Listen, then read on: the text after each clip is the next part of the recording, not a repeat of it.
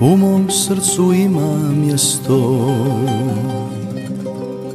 imenom se tvojim zove.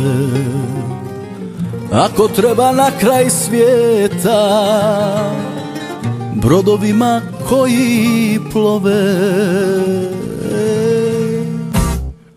ja ću doći da ti pjevam, da ti dušu dam, da te bodrim i navijam najbolje što znam.